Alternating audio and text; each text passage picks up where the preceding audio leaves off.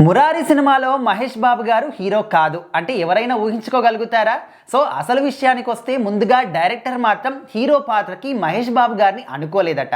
అటు తిరిగి ఇటు తిరిగి మహేష్ బాబు గారి దగ్గరికి వచ్చింది. మరి ముందుగా ఎవరిని అనుకున్నారు, వాళ్ళు ఎందుకు వద్దనుకున్నారు? సో ఖచ్చితంగా క్రియేటివ్ డైరెక్టర్ కృష్ణవంశీ గారు ఆయనతో సినిమా అంటే ఏ హీరో అయినా ఒప్పుకోవాల్సిందే. ఎందుకంటే ఆయన చేసే హీరోని చూపించే విధానం కానీ, కథలో ఆయనకున్న విజన్ కానీ, ఆయన చూపించే ఆర్ట్ క్రాఫ్ట్స్ కానీ ఏదన్నా కానీ అంటే ప్రతి ఒక్కరిని పర్ఫెక్ట్గా వాడుకుని ఒక మంచి సినిమాని తీసుకొస్తారనమాట. సో నాగార్జున గారితో చేసిన నిన్నే పెళ్ళాడతా కానీ, చంద్రకళ కానీ, తర్వాత జగత్ బాబు గారితో చేసిన అంతఃపురం కానీ, సో అవన్నీ కూడా క్లాసిక్స్ గా నిలిచాయి అనమాట.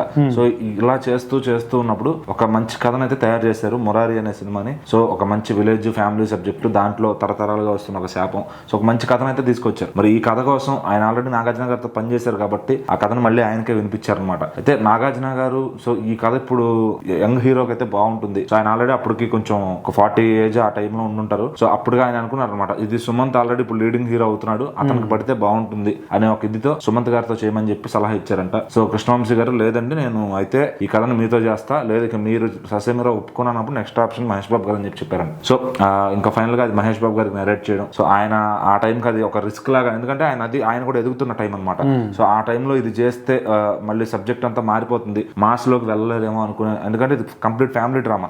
సో మాస్ ఆడియన్స్ కి దూరం అయిపోతాడేమో అనుకున్నారు, కానీ మాస్ ఆడియన్స్ కూడా చాలా బ్రహ్మరథం పట్టారు ఈ సినిమాకి. మరి అదే కృష్ణవంశీ గారి మ్యాజిక్ అనమాట. సో ఎలాంటి సినిమా తీసినా అన్ని వర్గాల ప్రేక్షకుల్ని ఆకట్టుకోవడం. సో మీకు మురారి సినిమా ఆయనకి పడి ఎలా రిజల్ట్ వచ్చింది, సో ఆ పాటలు ఎలా క్లిక్ అయ్యాయి ఏంటి, దాదాపు ఆయన తీసిన సినిమాని 50 ఏళ్ళు గుర్తుండిపోయే సినిమా లాగా తీస్తారు, ఆ విధంగానే దీన్ని కూడా తీశారనమాట. సో ఇక మహేష్ బాబు గారికి అక్కడ నుంచి ఫ్యామిలీ ఆడియన్స్ కానీ, లేడీస్ లో కానీ చాలా విపరీతమైన ఫాలోయింగ్ పెరిగిపోయింది. సో ఇక తర్వాత ఒక్కడితో ఆయన స్టార్ అయిపోయాడు. మరి కృష్ణవంశీ గారు కూడా తర్వాత ఖడ్గం అని అలా రకరకాలుగా సినిమాలు చేస్తూ ఏ సినిమాకి సంబంధం లేకుండా వెళ్ళిపోయారు అనమాట. ఫైనల్ గా ఎలాగోలా అసలు మహేష్ బాబు గారు కృష్ణవంశీ గారి కాంబినేషన్ లో ఒక సినిమా పడింది. సో ఆయన ప్రతి స్టార్ హీరోను ఆల్మోస్ట్ టచ్ చేశారు. సో ఇంకా కృష్ణవంశీ గారు టచ్ అయింది I think so only Pawan Kalyan గారిని అనుకుంటా. సో ఈ జనరేషన్ హీరోస్ లో అందరితో కూడా ఆయన పనిచేశారు అనమాట. ఇప్పుడు మరి కృష్ణవంశీ గారు మరి ఆయన ఏం కథ రాస్తున్నారు, చాలా గ్యాప్ తీసుకున్నారు, ఆయన నుంచి ఒక మంచి సినిమా రావాలని కూడా ఈ జనరేషన్ వాళ్ళు కూడా ఆయన డైరెక్షన్ ప్రతి పని చూడాలని చెప్పి చాలా మంది అనుకుంటున్నారు. మరి నెక్స్ట్ ఆయన అసలు ఎవరితో చేస్తున్నారు ఏంటి, ఆయన అయితే సైలెంట్ అయిపోయారు. చూడాలి మరి ఏం చేస్తారని.